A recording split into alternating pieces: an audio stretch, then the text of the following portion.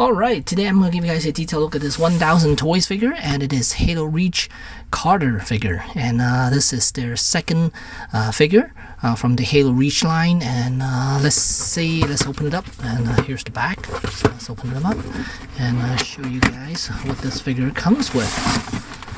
So first we have this instruction pamphlet. So not a whole lot of stuff. Exclusive.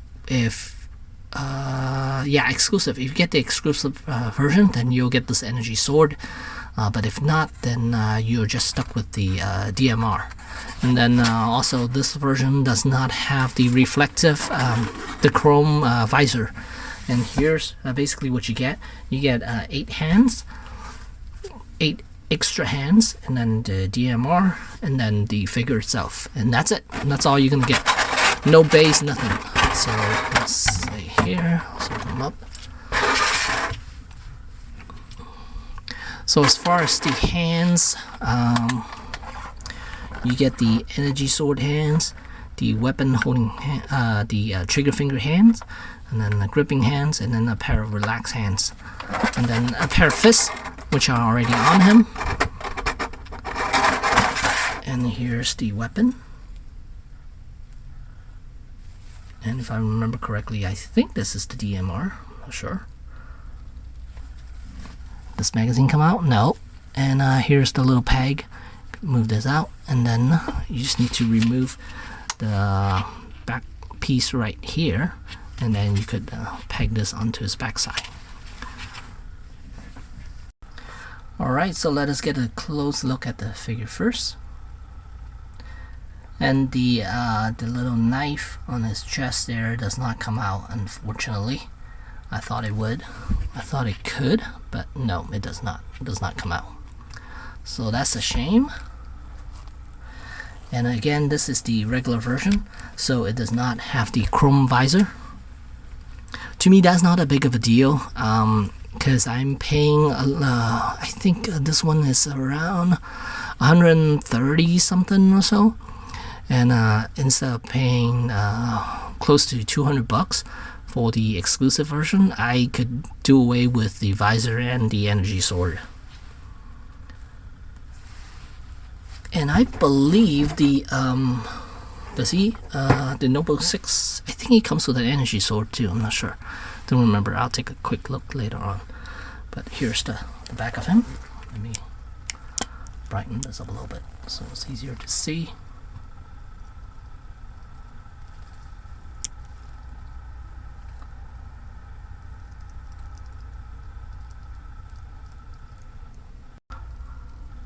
Here's another look. And let's take a look at those pouches on his chest there. And then the knife, it does look like it could come out, but unfortunately it cannot.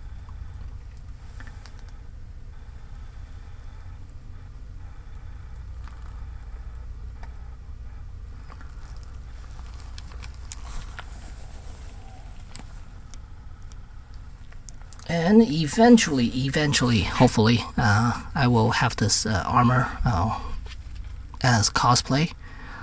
Because right now, well, let's talk about this figure. Well, right now I have most of the pieces all printed. It's just the undersuit I'm trying to get it going. But yeah, that's another video. But so let's go over articulation real quick here.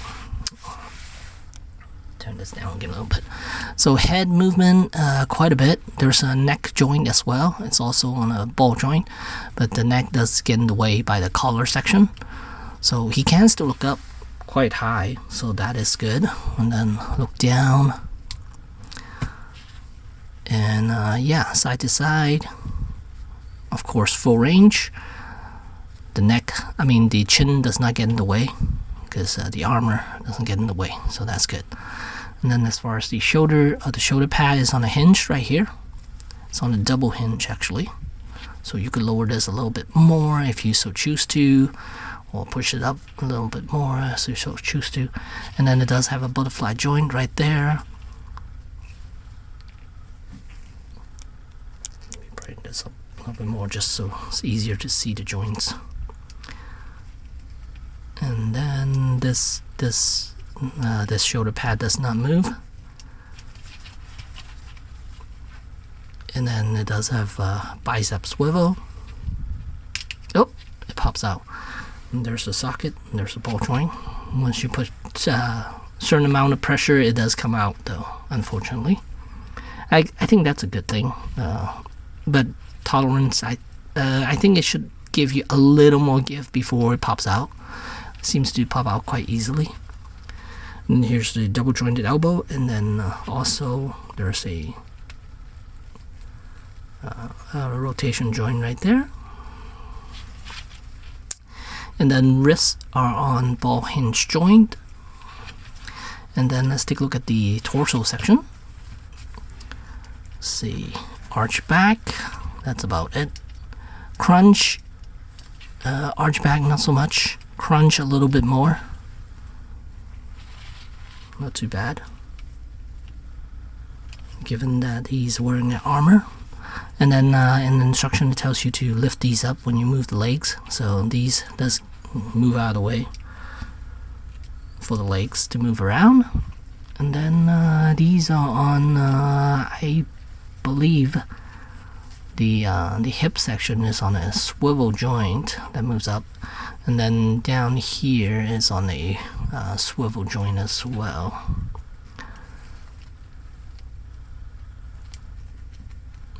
So it can go up to about, well, it could go all the way around, but for the leg armor to, yeah, the leg armor does get in the way a little bit, even though this piece is out of the way. It tends to swing outward a little bit. The thigh section does tend to rotate outward a little bit. The knee bend,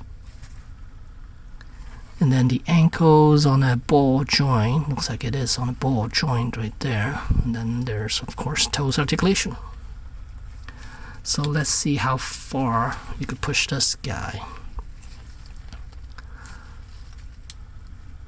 And let's see. Can he do an armor lock?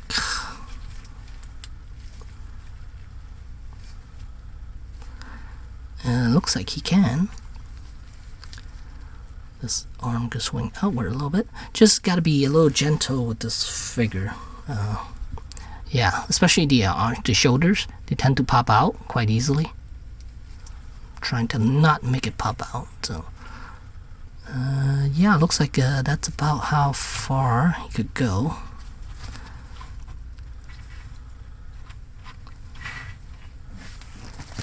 And so it looks like he can somewhat do the armor lock. I can't swing it outward anymore. Oh, see, it pops out now. You swing this up a little bit.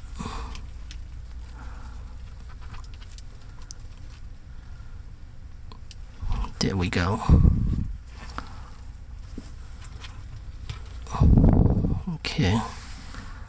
So I guess that's as good as it can get for armor lock. Or if you want, you can swing his leg forward a little bit too. So rotate him.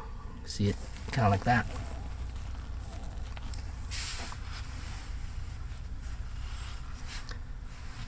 Not too bad. It's a little awkward. The pose looks a little awkward, but I think it's still good.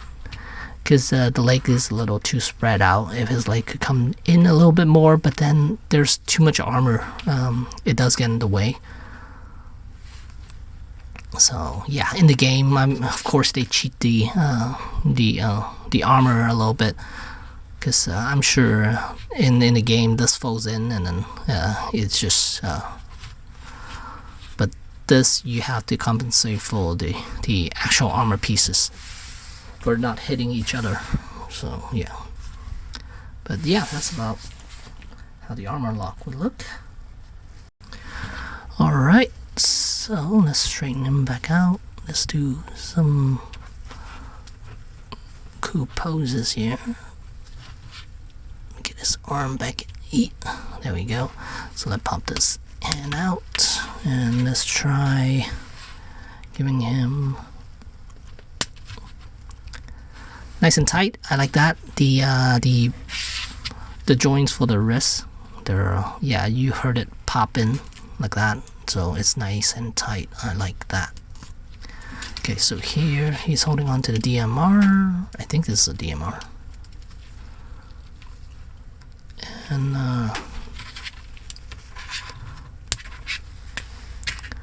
let's see how he would hold it with both hands here. Can he? Is he possible? Is it possible for him to hold it with two hands? Because his chest armor does get in the way quite a bit, though, unfortunately. So let's do another pose then.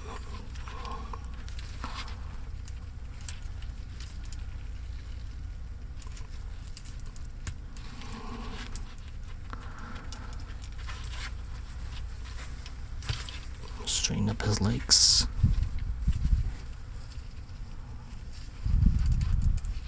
Yep, fold this in.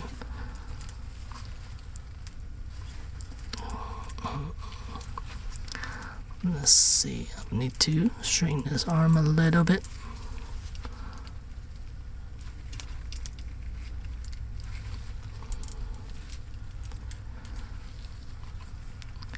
So he could definitely hold his weapon with both hands. Let's try that first. So you could definitely, get him to hold his weapon with both hands, like that, standing nice and cool.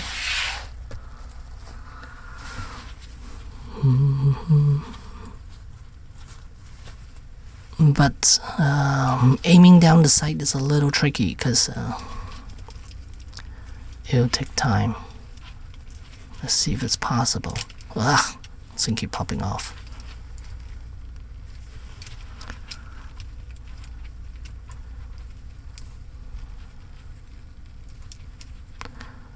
Okay, let's swing his arm forward a little bit. So as you can see, the shoulder, the ball joint, does pop out quite easily. I mean, not easily, but if you try to do some dynamic poses, I mean, it's gonna force it. It's gonna push it to the max. And here you can see he can look down the sight, so that's cool right there. You get his string, his leg up, so his balance. So right there, he's looking down the sight. Very nice. Alright, so here I got him in a kind of a running pose or walking pose, shooting someone, advancing pose. Yeah, that's more like it. So yeah, get him straightened back up. So he could definitely hold weapons with both hands, which is awesome. For a figure that has this bulky armor on, he could still do that. That's very impressive. And yeah, so let's see, what else can I show you guys? I'll do a comparison with Noble 6 here, and I believe all the figures are on pre-order at the moment. I think is Cat on pre-order. I don't quite remember, but because I know we got George on pre-order. June, of course. Oh no, he does not come with Noble 6. Does not come with the energy sword. And then who else? Cat. I think that's it, right? June, Noble 6, Carter, Cat, and yeah. Oh, and Emil. Emil is also on pre-order as well too. So yeah. So here, side-by-side comparison with Carter and Noble 6. They look fantastic together. Oh my goodness, that was so good. But yeah, it does not come with energy sword. Noble 6 only comes with his weapon and hands, just like Carter, and that's it. Box out of the way for a second there. Yeah, as far as Noble 6, I still like Noble 6 the most. So good looking.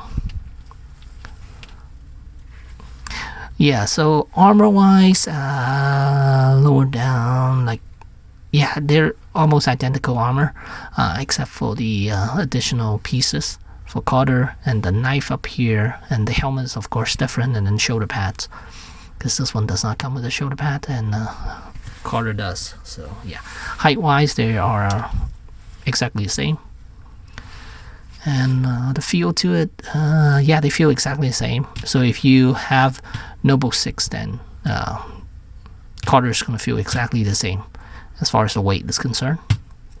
They're both kind of light.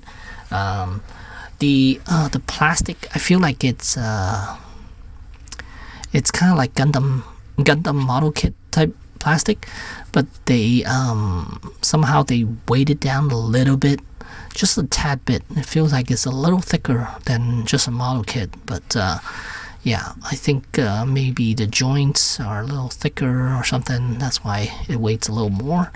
But yeah, it feels like that. But it does feel very sturdy. I'm okay with it, how it feels. And I'd rather get this type of plastic than the rubbery ones from Jazzware or McFarlane. So I definitely prefer this way more, because you get sharper lines. Like if I'll show you guys detail. So this figure is much sharper. The lines are much sharper than what Jazzware or McFarlane gave us. And of course this costs a lot more, I understand that, but to me, I could justify this figure because I'm not paying $200 for it. I'm only paying a little over 135, I think. It's through AmiAmi, and but shipping does cost a little bit, but I ship with other stuff, so that's okay. But yeah, if you get the preview exclusive version, it costs close to, or maybe a little more than $200. Depends on where you go to get it. Just for the visor and the energy sword, I don't think it's worth it at all. But yeah, overall, I really like this. It looks fantastic. And finally, we get a nice looking Halo figure. Yeah, which I'm very happy with. Detailing on it is great and fully articulated, and can do a lot of poses you saw earlier. So I am very impressed with this one. And at this rate, I think the full team will be done with probably before the end of next year, 2025. So right now we have 2 so far. Hopefully production will keep going, and we'll get more soon. I think the next one up would be June. That should be the next character. And then after, or is it Emil first? I'm not sure. I think June is supposed to come out first, and then Emil, and then George, and then Kat. I think that's how the lineup is supposed to go. But yeah, overall, fantastic figure. If you're on the fence about it, it's kind of hard to say whether to get it or not, because it is kind of expensive. It's over $100 for a 6-inch figure, 1/12 scale figure. So yeah, I mean, yeah, no, I can't even.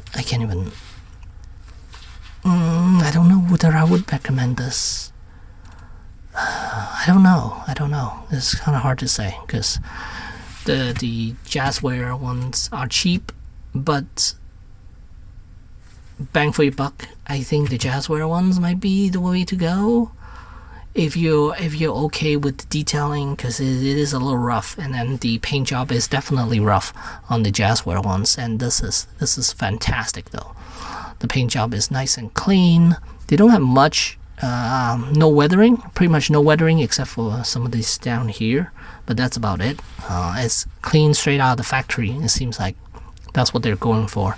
And so if you don't mind the weathering, the sloppy weathering, then go for the Jazzware ones. But to me, I definitely want these. These are nice. These are fully articulated. They get to way more range of motions than the Jazzware ones. So keep that in mind. And I like to post my figures and take photos, so this is the way to go for me. And so there you go. There's Carter from 1000 Toys, and thanks for watching.